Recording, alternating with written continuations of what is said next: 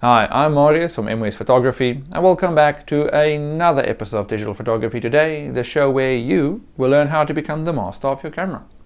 In this week's episode we are going to talk about workflow.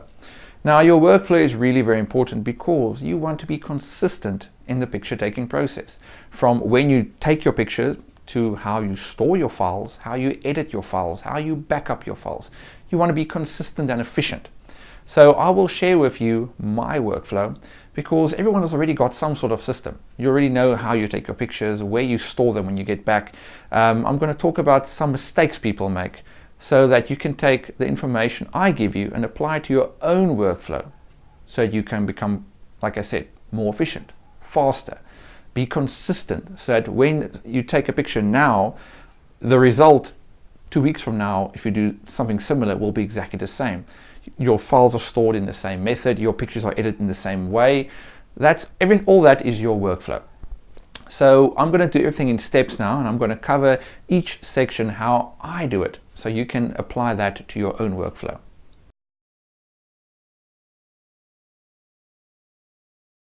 Okay, the first part of our workflow is the picture taking process. You need to ask yourself in which file format you'll be working. Will you be shooting JPEG or RAW? If you don't know what RAW and JPEG is, watch this video where I explain the difference between the two. Now I mostly shoot in RAW because I've got a lot more editing potential, I think is the word I want to use. I can change my white balance in the file. I have got a lot more highlight and shadow detail I can work with. If the shot is very contrasty, very tricky lighting, I can get more from my RAW file than from my JPEG file. Your RAW file is also much larger. That's why I say decide in which file format you'll be working.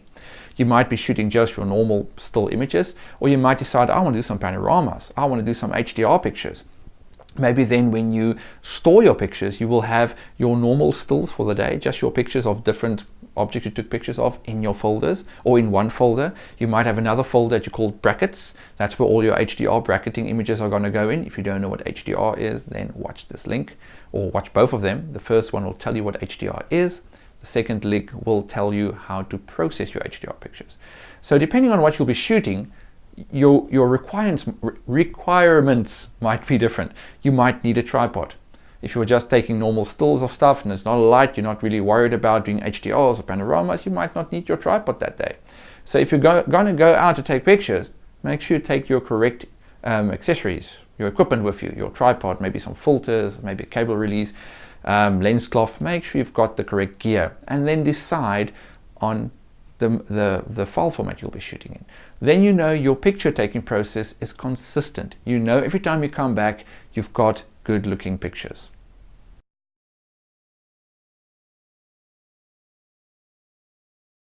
Okay, the next part of our workflow is where and how we store our pictures. Now after I've done my shoot here in a studio or on location or whatever pictures I took that day, I go to my study, I sit in front of my main PC, and then I use a SD card reader like this. I don't use a cable, I don't like the USB cables. I always just take the card out, put it in one of these tiny readers, opens up like this, looks like a USB flash drive, put it in here, the card into the side, put it into my computer, and then I start to copy that entire shoot onto my hard drive. Don't keep the pictures on the SD card forever. I've seen on the Digital Photography Today, or let's just call it DPT for short, on the Facebook group, I've seen people comment there where they keep their pictures on their SD cards. If you haven't joined the group yet, go join the Digital Photography Today Facebook group. Lots of awesome people there talking about their photography, sharing their images. Really great. Go have a look. And I've seen, I think 1 or 2 people comment about their pictures being on SD cards permanently. They don't copy it to their hard drive. Big mistake. I will talk about it a little bit later when I get to the backup side, but just for now, know you need to get the pictures off the card onto a computer that you know where they are. Now, a lot of people sometimes just use those My Pictures folders. Terrible idea. They drag the pictures off the card onto the hard drive into My Pictures. My Pictures put everything in date folders, so it might be, say, the 10th of the 4th 2013 or something, and then every other folder is just the date. How will you know which pictures are which? You're never going to know. So to simplify this and to know exactly where your pictures are, remember I've been there, I've also had those folders years back. So now I can find an image in literally seconds. I know where my pictures are, where years ago I stumbled around and couldn't find my pictures. So I've now taken a flash drive. You don't need to use a flash drive for this. You can use your normal hard drive for it. I just don't want a cluttered view now with you seeing all my folders. I want to simplify it. You can see as I build my folders. So I'm using an empty flash drive to show you my directory structure as I will create my folders as I download my shoots. So the first thing I'll do is create your pictures folder, that you know where this folder is. Not in my pictures, put it on a different drive if possible, away from Windows. And for instance, this image folder, I'm going to create a new folder. I'm going to call it, for instance, something like MWestPics. Your name might be Donovan, so I'm going to call it Donovan's Pics, or Angela's Pics, or whatever you want to call your pictures. Create your folder where you will know where your pictures are. Then inside this folder, we're going to start with numbers. So our first shoot will be, for instance, say 001, and I'm going to have a dash, and let's call it, say, Table Mountain. Then I'm going to add, say, a date in there. Okay, so now this is the pictures I've just taken. I'm going to dump them in there, and I know exactly these are the Table Mountain pics I took on that specific day. Then later, maybe tomorrow, I'm going to go to, say, Kirstenbosch. Then I'm going to call it 002 dash Kirstenbosch. 2 days later, I might go to, say, maybe it's Blueberg Strand, yeah, right in front of Table Mountain. I'm going to say 003 dash Blueberg Strand, or Blauberg Strand, or Blueberg Strand, no matter how you want to call it. I'm going to put all my folders with numbers. Now the reason I'm putting the numbers then also exactly where I'm shooting is if it's a place you really like to go to a lot, maybe in a year you've been there 10 times and maybe you go every year. Remember, you're going to have a lot of those folders. So add descriptions. Like maybe 004 will be Table Mountain, but then I went up with the cable car to Table Mountain. So then I know this was Table Mountain, but I went up with the cable car. So if I know I went last year and there's a specific picture I'm looking for last year, then I know. Go to the search bar in the top of, say, Windows, go type in there, Table Mountain. All the folders will pop up. I can see all the dates. I can say, okay, here's last year. Oh, there's the folder and it says cable car. This is where I took those pictures. Boom. Seconds later, you've got your pictures. So this is how I basically create my folders. Now, when you save your pictures, this is really important. I see a lot of people do this, and yes, I did it myself. Okay, so I take my pictures, I copy it into the folder. Then I'll edit that image, and then when I say file save as, I'm going to put an A or a B or a C or a D or underscore and edit or something onto that file name, and then save it in the same folder. Bad idea. Because now you might have taken 100 pictures and you want to show people your work, but now you need to show them those 5-6 edited pictures are in between the other 100 you don't want to show them. So when you've created that folder, only copy the files from your card into that folder. Don't save any other files in the folder. This is where you start to create subfolders. So for instance, if I put my folders now, my pictures, let's just imagine the folder you're looking at now had like 100 pictures. There's nothing in there now, but just imagine there was 100 pictures. After I've edited, let's say I used Photoshop CS5 and I've now edited a picture. Now I want to save it in a folder so I know exactly where that picture will be. Now I can create a folder and I can call it edits or maybe CS edits. So I know I've now, this is the pictures in this specific shoot that I edited on CS. So if I'm going to do maybe say HDRs, then I can put my TIFF files, my HDR TIFF files in a HDR folder. Now it looks like this. So now I can start to say work in Lightroom and I can add a Lightroom edits. I might call this LR edits folder, but now I might have two folders. So the one will be high res files, the other one will be my low res files. The high res ones I can print. The low res files or low resolution files will be my files that I can email to people. So just look how sorted your pictures are now, because you've got all your original files, which might be RAW files or JPEGs, lying in the root of the folder. And then you've got all those subfolders. And in the subfolders are exactly those pictures that you've worked on the specific programs. So 5 years along the line, you decide, I want to see that specific shot I took at that vacation that we did in 2010. So let's go back. Travel in time, boom, go to your Windows search icon, type at the top. If you're using Mac, something else, I don't have a Mac, I don't know. Type in at the top the shoot you did, and boom, the folders pop up. Or at least maybe then you'll have like 200 folders already. Everything running in order 001, 002. It's awesome, and immediately you can immediately see, oh, I've been here 3 times in the past 5 years. Okay, it was that vacation, boom, I found a folder. Okay, I know I'd edited, it was an HDR, okay, cool, here's the HDR folder. Oh yes, here's my picture, 10 seconds later. Okay, so that really is consistent, it speeds up the process. Have a really well organized filing system. It might sound like a lot of work, but trust me, it goes quick like this. This is the way I've sorted my files, that I know exactly where everything is. You might be doing something else. You might be actually doing something better. I don't know. But this is how I save my pictures. So yeah, that's the next step, how you store your pictures and where you store it. Don't keep it on cards. Don't keep it just on external hard drive. We'll talk about that in the next step now when we talk about backups.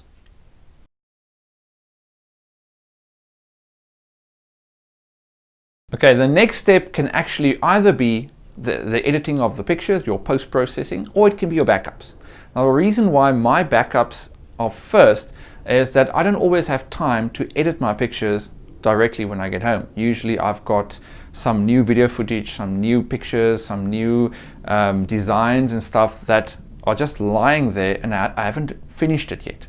So I've got sometimes a bunch of folders I'm working on before I start actually to do my post-processing. Usually I'll take one day off and just say, today I'm only doing the editing side.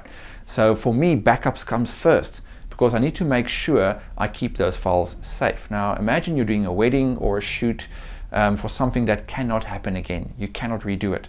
I don't want to lose my pictures. So what I do is I've got a large card in my camera, 64 gigs and plus. So I usually keep a few shoots on it. Now the reason I don't delete every shoot after I'm done with it, a lot of people do that, after every shoot they format their card, is if I can keep, say, a week's worth of work on the card, there's a backup. Okay, so I keep my pictures on my card. On my Nikon SLR, I shoot 2 cards as well. So I've got 2 backups of everything. I know I'm super paranoid, okay? So I've got 2 cards that are shooting RAW to every card, and I've got backups. Then when I copy it to my computer, depending on how much stuff I've copied to it, I'll take an external hard drive, I'll plug in the external hard drive. Now I've written a script file, and the script file basically reads my date and timestamps on my file. So if I've changed anything or if anything is new, it will copy it to the hard drive. So I basically just run the file, and that file copies everything to the hard drive that's new or changed. And I usually just leave the thing to carry on by itself, and I'm creating my backup. Now I need to be paranoid. Your stuff can get stolen, your stuff can get lost. So what I do is, because I'm at my house and I've got my hard drive, or basically I've got the pictures on my PC. There's the one file source. So I've got all my pictures there. Then I've got in a drawer, I've got external hard drive that's got a copy of everything that's here, is also on the external. Then I've got the pictures, about a week's worth, still on my camera, 2 cards. That's about 4 copies I've already got. But where are all those copies? At my house. Now let's say, like the movie Armageddon, I think Armageddon, some weird meteor or something falls from a plane or something, smashes into my house, boom, it's gone. Okay, something else can happen as well. But anyway, all my copies are gone. Shit can happen, my house can burn down. So what I do is, just goes to show how much I care for my clients. I'm stressing more about their pictures than my own if my house burns down. Okay, so I've got an extra 64 gig flash drive, which is really tiny. And I carry it with me when I go out until, or basically it's almost always with me. So all the stuff I haven't delivered to the client yet, all the raw files, all the stuff I haven't processed yet, is saved on that 64 gig card, sometimes on a card flash drive, sometimes two of those. So usually while I'm doing my admin and stuff, I copy all the new stuff to that flash. That flash drive is next to my wallet. The moment I go out, I put both in my pocket. I keep those pictures with me wherever I go. So that means I've got an off-site copy as well of all the recent stuff. Okay, so I've got at home, I've got the files on the PC, I've got the files on an external hard drive, I've got it on 2 memory cards. Until my camera gets full, I need to wipe the card and then I start fresh again. All the stuff that's not delivered yet is on my flash drive with me. Then, super paranoid, I've got an offsite backup. So my offsite backup is about 10, 12, 13 kilometers away from here. And then usually once a week, I get the hard drive here and I'll make a copy again, another copy, and that goes offsite. So people can get really extreme with their backups. They can have a complete server running with mirrored hard drives. So the moment the files come through, it's being copied on 2 hard drives or sometimes more. If one hard drive damages, they just take it out. The files are still safe there. They put in a new hard drive, and that hard drive gets cloned again, like your Drobo hard drive thing is. I don't have one. So people can buy really expensive stuff to make sure their pictures are safe. The way I do it, it's much more on a budget. But like I said, I've got it on my camera, on the PC, on an external, but that's all in one location, which is freaking me out a little bit. So I've got the most recent stuff with me, and then I've got a complete copy of all the important stuff I've got as well at an on location, at an off location, on location, off location, at another location. Okay, I've got all my pictures again. I don't necessarily keep all the raws; they become terribly big. So I usually have only my final shoots, the stuff that I gave either to the client or my own shoots. I just keep the final post-processed images. The raws I eventually delete after say a year or so. It was only until the client either didn't change anything or until I don't need them, because a wedding can be like 40-50 gigs sometime. Your normal studio shoots can also be a few gigs added up. You can quickly fill a 2 terabyte hard drive very quickly with all those pictures. Okay, so that's how I make sure my backups are safe. I've got more copies. Now you don't need to maybe be so extreme, but at least have a copy that's on your PC and a copy that's on an external hard drive as well. If you don't do that many pictures, maybe have a cloud storage, like maybe Dropbox or something. But remember, Dropbox can also just disappear one day. There was one day where Dropbox was just dead and I couldn't get access to my folder. I still had it on my PC, but I couldn't get the cloud storage. So it happens. It can happen. You can lose everything if it's cloud. It's always a possibility. So have more than one places where your files are, and you know you won't lose your pictures.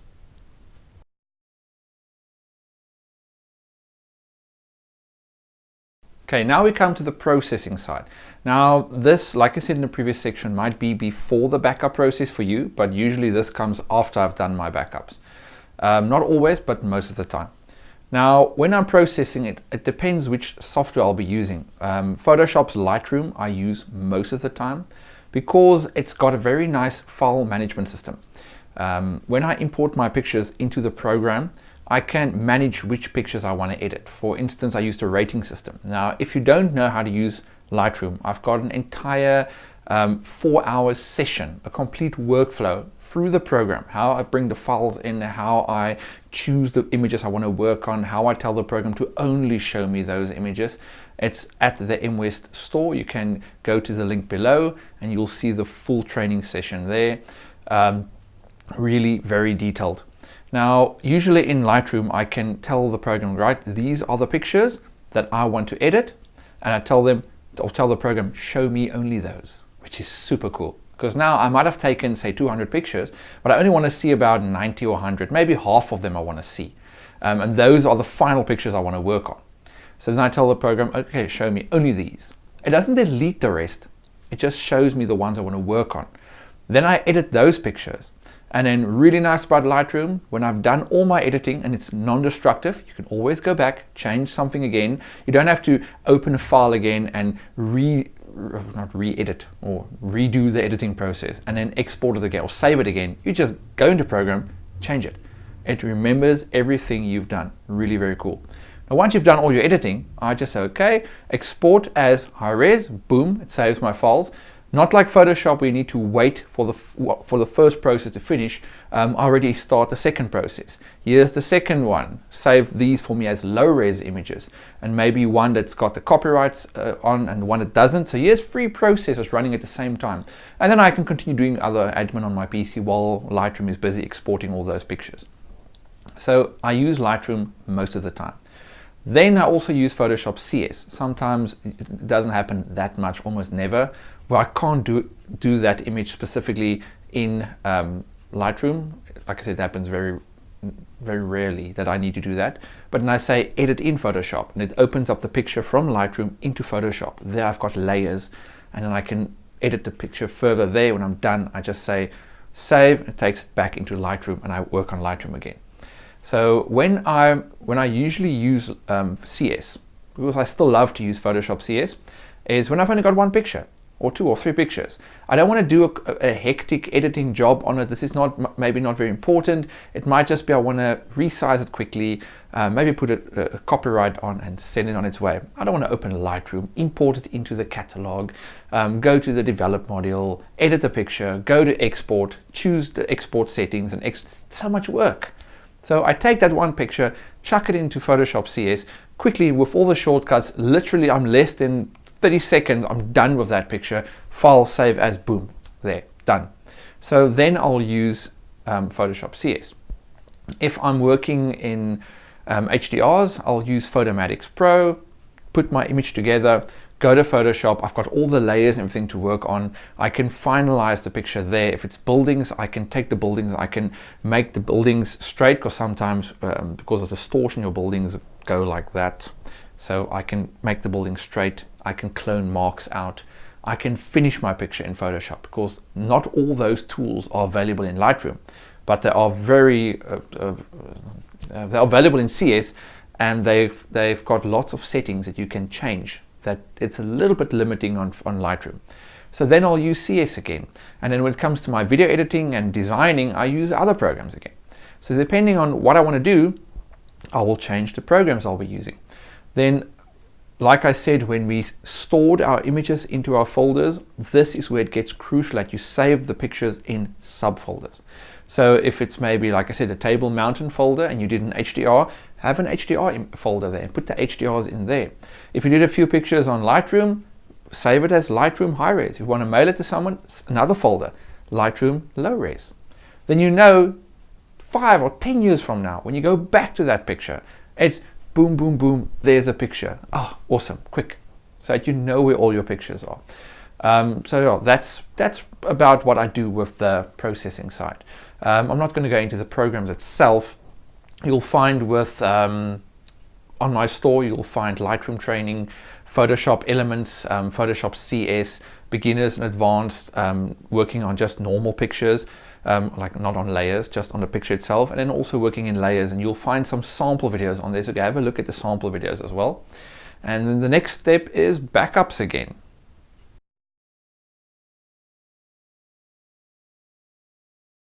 Okay, it might now sound strange that I'm bringing up backups again, but that's because backups happens more than once, not just once in 6 months or once in a year. I continuously do backups. So like I said, I've created a script file that reads my hard drive and compares the two. So it will look at my date and timestamps and see, okay, your files have changed, replace them. Oh, here's some edited images. So those subfolders that were not, that I finished editing, that's on my main PC, but not yet on the hard drive, because remember, I maybe only backed up the raw files. I don't have the edited pictures. Then I'm copying those again to the hard drive, and I'm building on my external hard drive, and also the hard drive that's not at my house, that's at a different location. I'm also backing it up when I get that hard drive to make sure my pictures are fine. Now, I'm going to stress this. I'm going to stress this really, really bad. People don't back up. Please, people, back up. I've met people that are in IT, and I told them, well, what happened to all your pictures? No, I lost my pictures. I didn't think about it. It's almost like that one, a shoemaker always got a hole in his shoe or something. I don't know how that sentence goes, but anyway, it's almost like that. So just think about it for a second like this. Imagine you've got 5 years of photos or 10 years of photos. Imagine all the pictures you've got on your PC now. This will scare you into backupping. Imagine all the pictures you've got on your PC. Imagine now, boom, it's gone. You cannot get it back.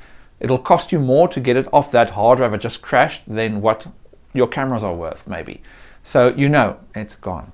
It's never coming back. Even if you used recovery software, you only got some of it back and the files were all wrong and some of it was corrupted. If you just did a backup process, maybe once a week, then that wouldn't have happened. So just make backups. It's really, really important. Data doesn't last forever, or not, your medium doesn't last forever. DVDs don't last forever. CDs don't last forever. If you've ever written stuff on CDs or DVDs, I've got CDs that still work after 15 years, but I've got CDs that only lasted 1 year. The same with DVDs. You never know. So that's because the files are getting so big. I don't want to use CDs and DVDs for it anymore. I use external 1 terabyte or 2 terabyte hard drives, and I've got multiples of them, and I've got copies of all of them. So I know if something does go wrong, I can always go back. I can take that bad hard drive out of the mix, put a new one in, that the stuff gets copied back on there again, but I always keep my files. Okay, so that's all for this week's episode. If you have enjoyed it, you know what to do. Click that subscribe button and get all these awesome episodes as they come out. Then I will see you next week for a very cool episode, something I'm very passionate about, and that is off-camera flash. So we're going to talk about taking the flash off the camera, how that works, what you're going to need to do that. We're going to look at the camera settings, what you must do, what you must not do, and then we're going to do a little shoot, and I'm going to show you by putting everything together the results you can get from off-camera flash. So that's all for this week's episode, and I'll see you next week.